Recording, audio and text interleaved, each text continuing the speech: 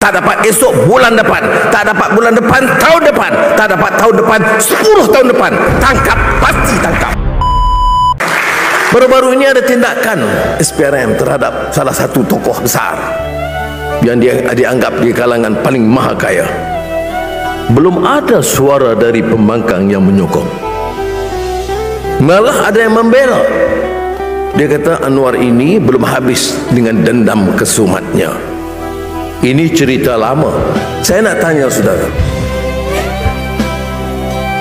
kalau hari ini saya kumpul 10 bilion masuk poket saya dan saya gunakan untuk memperkayakan diri, keluarga dan harta seluruh dunia, kemudian 7 tahun kemudian setelah saya bersara atau lebih awal, saya tidak boleh disentuh. Karena kalau disentuh, ini dendam. Sudahlah, dia pun dah tua. Inilah penyakit yang akan menjalar dan akan melemah, melalaikan semangat bangsa. Kamu rompak harta negara, kamu curi wang rakyat, tak dapat tangkap hari ini, esok kami tangkap. Tak dapat esok bulan depan, tak dapat bulan depan tahun depan, tak dapat tahun depan 10 tahun depan. Tangkap, pasti tangkap. Tak dapat 10 tahun depan, kita angkat dia jadi timbalan Perdana Menteri kita. Selesai masalah. Inikah apa yang penyokong Pakatan Harapan, pejuang reformasi mahukan?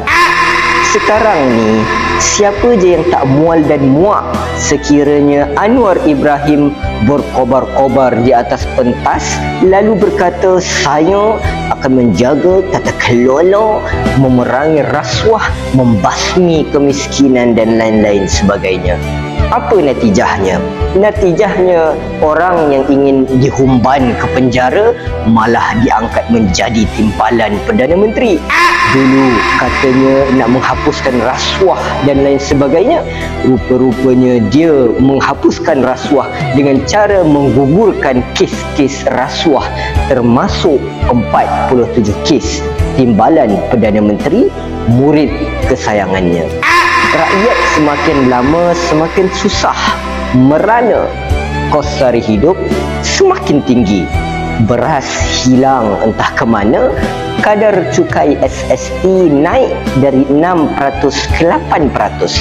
Adakah ini hasil kerja yang ingin ditunjukkan dan dibangga-banggakan oleh penyokong Pakatan Harapan? Perdana Menteri dan Menteri Kewangan terbaik Asia. Ini sampah namanya, geng. Ini sampah namanya.